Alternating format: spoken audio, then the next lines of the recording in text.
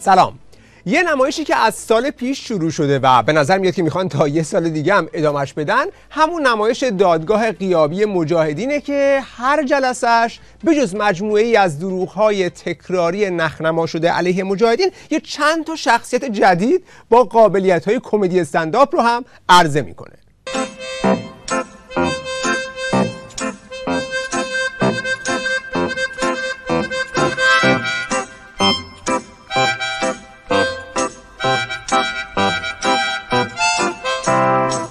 کاملا واضحه که استفاده اول رژیم از این نمایش دادگاه یک استفاده تبلیغاتیه، یعنی میخوان به بهانه برگزاری دادگاه همه اراجیفی که در این سالیان علیه مجاهدین گفته بودن رو بازپخش کنند. پروژه اصلی قوه قضاییه رژیمه که این رو میشه از روی سایت میزان، سایت رسمی قوه قضاییه هم کاملا تشخیص داد که اصلا همون بالا یه تب داره به اسم محاکمه مجاهدین. جالبه که حتی برای امام و رهبرشون تب جدا نداره، ولی برای محاکمه مجاهدین بخش اول سایت رو اختصاص داده که اگر توش بری الا ماشاءالله تولید خزعبل کرده درباره مجاهدین. همون مجاهدینی که میگن نه پایگاه دارن، نه توان دارن، نه وجود دارن، اینقدر توی سایت قوه قضاییه نظام جا دارن و بهشون هر روز هم پرداخته میشه. شرکت کنندگان ولایی این نمایش هم همچین بیجیره و مواجب نیستند. اینا یه مش جوجه پاسدار و بچه جلادن که تحت عنوان شاکی دنبال لقمه های درشت اومدن توی این نمایش. 3 خواسته موکلین بنده دارن: 1 مطالبه خسارت، 2 مطالبه دیه و 3 مطالبه ضرر و زیان ناشی از خساراتی که جرائمی که علیهشون ارتکاب یافته. پس طرف اصلا قصه پدر جلادش هم نداره، قصه اینو داره که پول و پله‌ای براش تامین بشه که اونجا نشسته داره تسبیح میندازه، یعنی آخرش یه دیه خسارتی چیزی گیرش میاد یا نه. مسئله اصلی آخوندک قاضی این نمایش هم اینه که کسی تحویلش نمیگیره، تو رسانه‌های خارجی مطرح بشه، بیان سراغش، اسمش بره اینور اونور، هیچی. به همین خاطر هنوز این نمایش دادگاه نه به داره نه به باره. آخوندک قاضی از این که دید بعد از نزدیک 1 سال هیچ کس توی دنیا جدیش نمیگیره، یابو برش داشت برای دولت‌های جهان خط و نشون کشید که اگر ما رو جدی نگیرید میایم همتون رو دستگیر میکنیم. که حتی ایرانیان مقیم خارج از کشور چنانچه شکایتی دارند یا علیه حتی دولت‌های مرتبط که میزبان این سازمان و متهمان آن می باشد شکایتی داشته باشند، شکایت خودشون رو به شعبه 11 دادگاه کیفری 1 استان تهران اعلام کنند. از این بعد خطاب به این دولت‌ها اعلام میشه چنانچه شکایتی رو ناظر به اقدامات دولت‌های میزبان دریافت کنیم، دادگاه وارد رسیدگی خواهد شد و مطابق مقررات نسبت به دولت‌های میزبان اقدام قانونی خواهد کرد. قانون و عدالت به ویژه در ایالات متحده امریکا کجا قرار دارد که مشاورین و مقامات ریاست جمهوری امریکا با متهمینی با این جنایات جلسه مشترک بگذارند. امروز به تمام کشورهای میزبان این متهمین اعلام می‌کنم با توجه به صدور اعلان قرمز آنها تحت تعقیب بین المللی توسط پلیس جنایی بین الملل قرار دارند و چنانچه محکومیت آنها در دادگاه به اثبات برسد، این دولت‌ها نیز به واسطه تسهیل این روادید یا پنهان کردن آنها میتواند مورد اتهام و تعقیب قرار بگیرد. دولت‌ها رو میخواد مورد اتهام و تعقیب قرار بده؟ خیلی دیگه، چه خوش اشتها. ببین سران نظامتون توی همین کشور 2 چهارراه از ترس ملت بدون محافظ جرئت ندارن بچرخن، نصفشون حکم جلب بین‌المللی دارن. وزیر کشورتون همین 2 ماه پیش یه توک پا رفت پاکستان، حکم جلبش از آرژانتین اومد که انداختنش عقب وانت قاطی گوسفندا، قاچاقی برگردوندنش ایران. بعد تو میخوای برای دولت‌ها حکم صادر کنی؟ باز دوباره صنعتی و سنتی رو هم ترکیب کردی؟ چیزی زدی قبل از اینکه بشینی پشت اون میز؟ از این بدتر خود سایت قوه قضاییه جلادان یعنی میزان بود که یه گزارش کار کرد روی همین جلسه آخر این دادگاه، در انتهاش روی حرف همین قاضیه سوار شد و گفت برلین هم باید تظاهراتی که قراره در 9 تیر برگزار بشه رو تعطیل کنه. آخه تو چند هزار کیلومتری شما هم یه سری علیهتون شعار بدن، شما میلرزید؟ چطوریه؟ به نظر میرسد برلین باید با در نظر داشتن این هشدار در تصمیم خود برای میزبانی از نشست سالانه مجاهدین در 29 ژوئن یعنی 9 تیر تجدید نظر کند و عاقلانه تصمیم بگیرد. ببین اون آخوندک قاضی که نزدیک 1 سال پشت اون میز نشسته داره علف زیر پاش سبز میشه، بعد این اومده رو هشدار اون سوار شده. بابا تو رو توی ده راه نمیدن سراغ کت خدا رو میگیری؟ توهم‌های این مدلی فقط خاص این یکی دوتا نیست، مدل‌های دیگه‌ش هم تو سایزهای مختلف توی همین نمایش باز پیدا میشه. حالا چون من به عنوان یک فیلسوف اینجا قرار گرفتم و میخوام مبانی نظری اینها رو دقیق بالاخره بدونیم، این آخوند بی سواد فیلسوف نما که بیشتر توهمش در حد و اندازه فیله، ظاهرا اولین باره که منبر و گوش مفت گیرش اومده خیلی ذوق کرده، هی میچرخه این ور هی میچرخه اون ور، خلاصه خیلی میخواد یه خودی نشون بده توی این جلسه. ما اسمشو میذاریم توحید، یعنی میگن ما به توحید اعتقاد داریم. خیلی جالبه، یعنی توحید به معنای توحید الله اعتقاد داریم، توحید اعتقاد داریم، اما توحید اینه که ما میگیم. برای چی؟ برای اینکه جامعه مذهبی اون زمان نمیخواسته که اینا بگن آقا ما رفتیم کمونیست شدیم. خدمت شما عرض بکنم که ما یه شأن طلبگی هم داریم، بالاخره میریم بالای منبر میخوایم مخاطبین رو ببینیم. طرفش میگه میکروفون اینجاست، با کی داری صحبت میکنی؟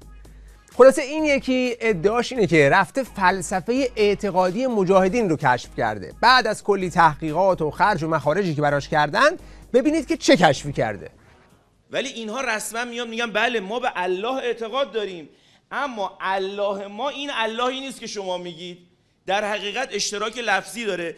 ما نگاه میکنیم میبینیم مریم رجوی در اوایل دهه 80، این صحبت مریم رجوی بود در اوایل دهه 80 در میتینگ پادگان اشرف که در مشریع مجاهد خودشون هم منعکس شد.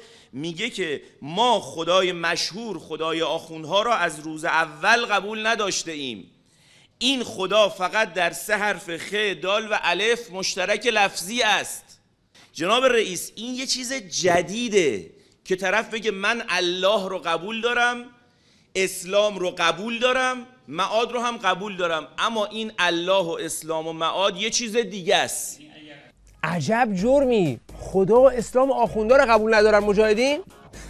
اگر این جرمه که 70-80 میلیون مجرم داریم تو این مملکت، جا دارین اینا رو نگه دارین؟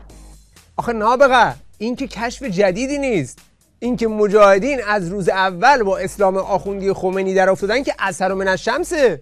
تمام دعوای خمینی با مجاهدین از روز اول سر همین بوده که مجاهدین اسلام خمینی رو قبول نداشتن، چون مجاهدین از همون اول گفتن که 2 اسلام سراپا متضاد وجود داره. کی الان اسلام شما رو قبول داره؟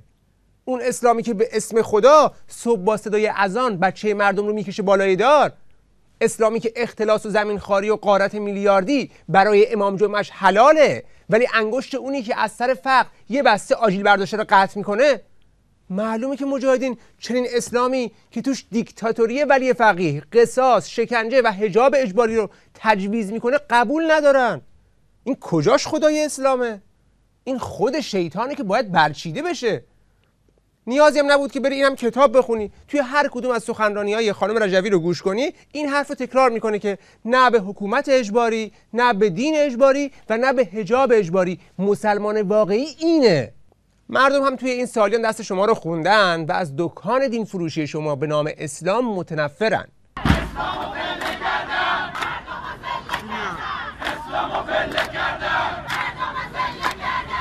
حالا بریم سراغ یکی از شاکیان جلسه که قرار بود یه سکانس آبگوره‌گیری را بندازه. پدرم رو در نیمه دیماه سال 60 داخل مغازه آجیل فروشی خودشون در خیابان امیرآباد شمالی، خیابان کارگر، ترور کردن، یعنی توسط گروهک مجاهدین خلق. یعنی میخواد بگه مجاهدین با آجیل مشکل داشتن که رفتن سراغ پدر آجیل فروش، مثل لاجوردی که تو بازار پارچه میفروخت. مطمئنی که توی اون مغازه به جز آجیل چیز دیگه ای نمیفروخت؟ مثلا آدمی، چیزی؟ پدر من یک پاسدار افتخاری کمیته بودن. فعالیت‌های پدر شما در چه حدی بوده؟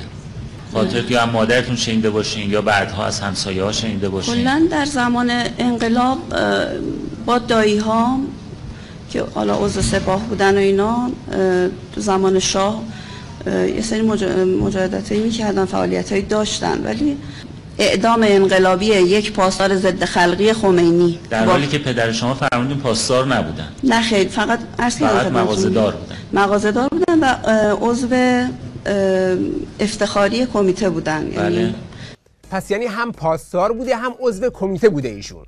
جالبه که قاضی هی داره میگه فقط آجیل فروش بوده دیگه، اون میگه نه بابام کمیته چی هم بوده. قاضی میگه بله که رد شو برو که سوتیه رو دادی.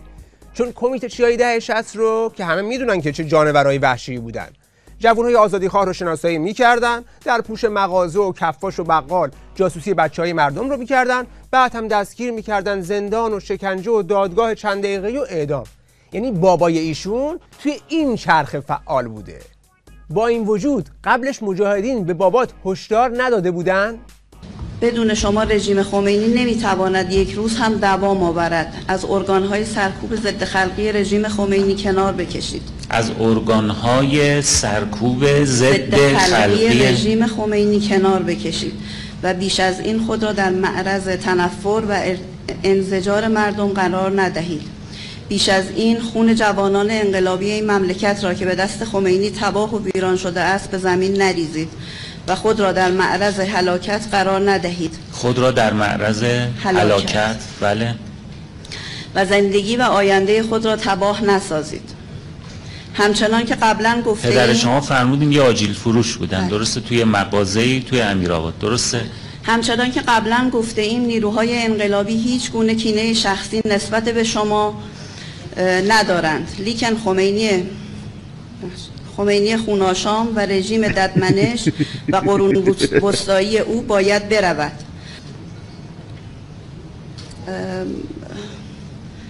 یه مقدار دیگه حالا هستش تا اینکه خط آخر دوباره میاد میگه که اگر به هشدارها توجه نکنید خود مسئول نتایج کردارها و عاقبت شوم خود خواهید بود. البته نامه ها زیاده، یعنی میخوام نامه ها رو نشان بدید اگه دارین، یک به یک بگیرین من نگاه کنم. بله. قبلش گفته بودن آتش میزنیم مغازه رو، وکیل بله توی نامه ها پس ببین اول بهش هشدار دادن که آقا دستت رو از جنایت و خون جوانان ملت بیرون بکش. وقتی طرفدار ادامه میده به دستگیری و کشتن جوانان، این دیگه حق طبیعی بشره. تو اعلامیه جهانی حقوق بشر هم اومده که وقتی همه راههای مسالمت‌آمیز بسته شده و یک حکومتی با عواملش داره یک طرفه خون میریزه، این حق اون ملته که قیام کنه و مقابله کنه. الان هم تو بیانیه‌های پارلمانی میبینی که همه دارن تایید میکنن که وقتی سپاه داره یک طرفه جوانهای مملکت رو توی خیابون‌ها میکشه، میگیره، اعدام میکنه، مردم ایران هم حق مشروعشون هست که با این سپاه مقابله کنند که توی قیام 401 هم به وفور از این صحنه‌ها دیدیم.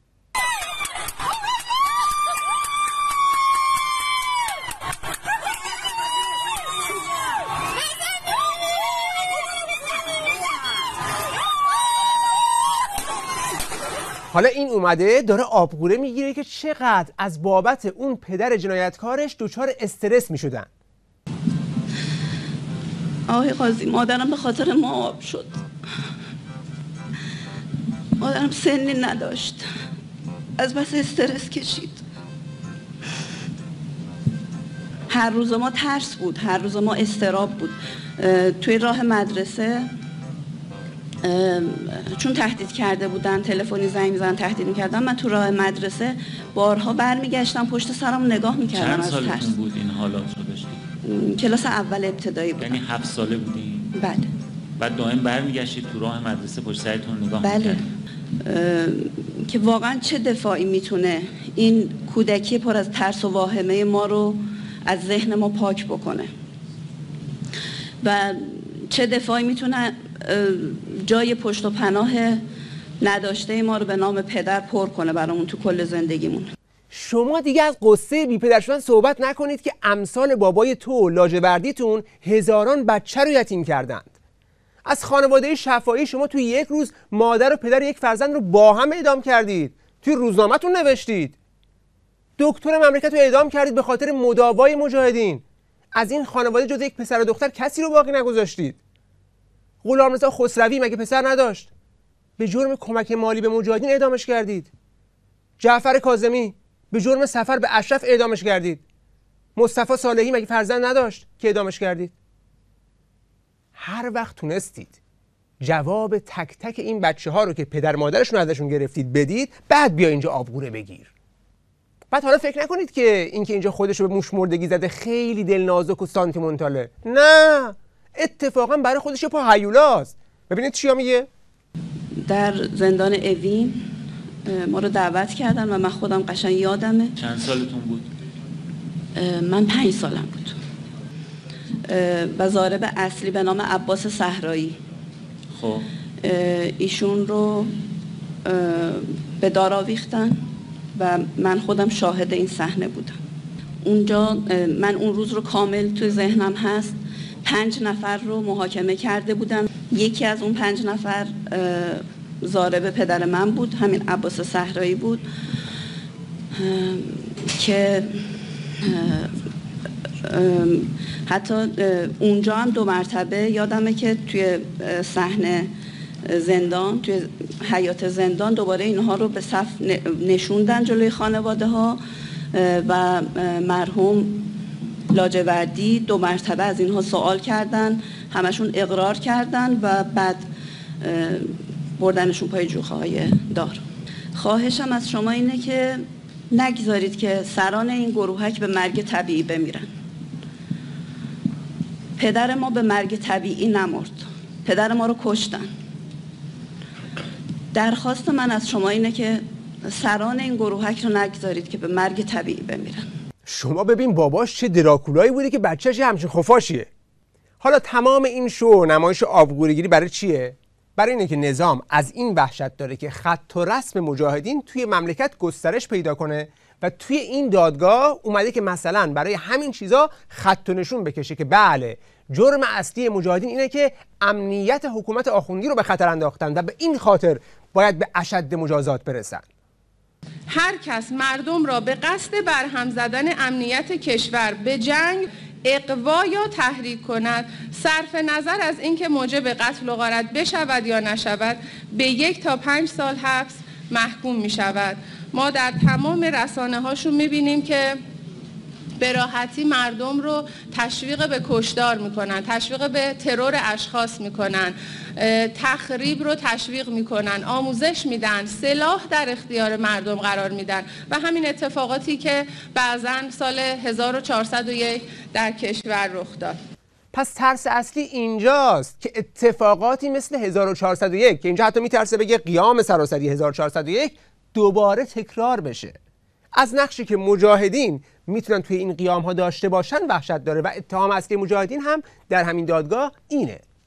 جرم بعدی تسبیب در تشکیل و اداره جمعیت موسوم به سازمان مجاهدین خلق ایران در اجتماع با سایر مباشرین، یعنی اعضای مرکزیت سازمان، از سال 57 تا کنون در داخل و خارج از ایران، از جمله کشورهای فرانسه، آلبانی، آلمان، آمریکا و غیره، با هدف برهم زدن امنیت ملی ایران از طرق مختلف. چرا عرض میکنم تا کنون؟ اولا این جرم خاتمه پیدا نکرده، به این جهت که ما هر چند سال یه بار متاسفانه هر مسئله که در کشور رخ میده، اغتشاشاتی که میشه، میبینیم که نقش پررنگی این گروهک در این اغتشاشات داشتن. از جمله این که در رسانه خودشون سیمای آزادی خیلی با افتخار بیان میکنن. یکی دیگه از جرم‌هایی که توی این دادگاه مطرح شده وجود همین رسانه است، یعنی تلویزیونی به اسم سیمای آزادی که حرفای مردم رو بازگو میکنه و صدای بی صدا هاست. همین که الان من نشستم توش دارم با شما صحبت میکنم، که توی این دادگاه بهش میگن ابزار وحشت آفرینی. سیمای آزادی ابزار وحشت آفرینی. این به اصطلاح شبکه تلویزیونی که در اواسط دهه 1370 با نام سیمای مقاومت راه اندازی شد، مأموریتی متفاوت از آنچه معمولاً همه شبکه‌های تلویزیونی دارند داشته است. این شبکه یک ابزار وحشت آفرینی و ارعاب است. مولا تا جایی که من میدونم تو این تلویزیون تا بال فیلم ژانر وحشتناک پخش نکردیم. پخش کردیم بچه‌ها؟ نه. پس چه چیزی تو این رسانه برای مقام عظما و مهرای نظام وحشت آفرین شده؟ حالم بده، احوالم بده، زایه شدم. ملت به من سیلی میزنن، مشت میزنن. در این نقطه حساس تنباکو فایده‌ای نداره.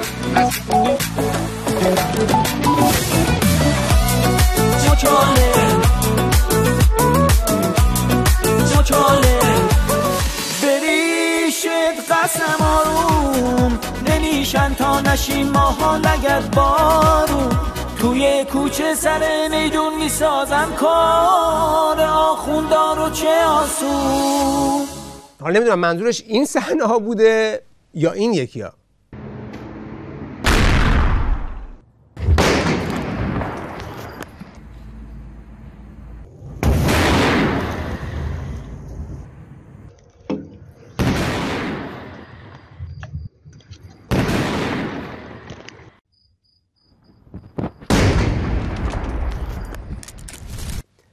خیلی واضحه که این صحنه‌ها دل مردم رو خنک میکنه، ولی میتونیم به مقامات نظام حق بدیم که از دیدن این فعالیت‌ها از سیمای آزادی وحشت کنند، چون خوب میدونن که هر روز که میگذره صدای این انفجارها به بیت العنکبوت ولایت نزدیک و نزدیکتر میشه. وقت بخیر و خدا نگهدار.